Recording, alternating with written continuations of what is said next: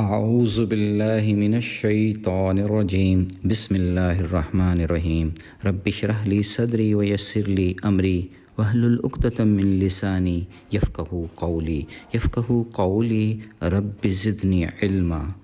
8 آیات مبارکہ پر مشتمل قرآن پاک کا 25واں اور سورہ بقرہ کا 24واں رکوع حج، جہاد اور انفاق فی سبیل اللہ پر ڈیوائن ڈیکریز یعنی ربانی معروضات پیش کر رہا ہے۔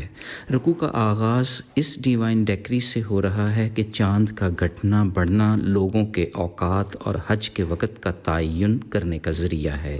اسلام سے پہلے کی بدعت یاد دلا کر واضح کیا جا رہا ہے کہ گھروں میں پیچھے سے دیوار پھلانگ کر آنا نیکی نہیں بلکہ نیکی تقوی کی راہ اختیار کرنے میں ہے۔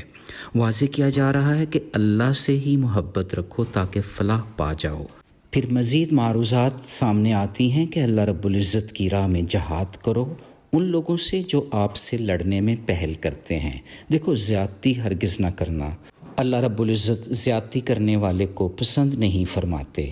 یہ بھی واضح کر دیا کہ وہ لوگ جو فتنہ فساد کرتے ہیں ان سے تب تک قتال کرو جب تک انہیں وہاں سے نکالنا باہر کرو جہاں سے انہوں نے آپ کو نکالا تھا۔ یاد رکھنا، فتنہ قتل سے بھی زیادہ سنگین جرم ہے۔ دشمنان اسلام سے تب تک جہاد جاری رکھنے کا حکم ہے جب تک کہ فتنہ ختم نہ ہو جائے اور اللہ کا دین غالب نہ آ جائے۔ جہاد کے اسلوب کے سلسلہ میں رکوع میں کچھ اور ربانی معروضات بھی سامنے آ گئیں کہ مسجد حرام کے قریب لڑائی نہیں کرنی۔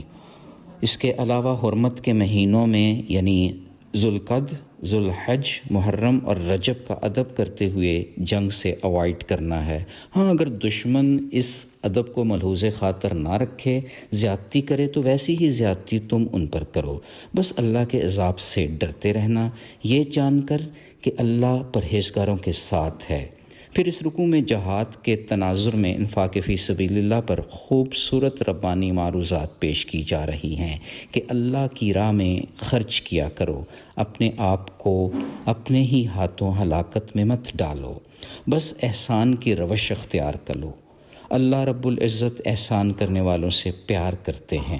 پھر اس رکوع کی آخری آیت میں چند مزید ڈیوائن ڈیکریز کا احاطہ ہو رہا ہے کہ اللہ کی رضا کے لیے حج اور عمرہ ادا کرو، قربانی پیش کرو، اگر قربانی میسر نہ آئے تو 10 روزے رکھو، 3 وہیں یعنی 7، 8 اور 9 ذی الحج کو، باقی اپنے گھروں میں جا کر۔ بس ہر صورت اللہ کا تقوی اختیار کرو تاکہ رب کی سخت سزاؤں سے بچ سکو۔ اللہ رب العزت ہمارے اندر انفاق فی سبیل اللہ کا جذبہ پیدا کرے اور ہم احسان کی روش اختیار کرنے والوں میں شمار ہو جائیں۔ آمین یا رب العالمین۔ سبحان ربک رب العزت عما یصفون وسلام علی المرسلین والحمد للہ رب العالمین۔ فی امان اللہ۔ اللہ حافظ۔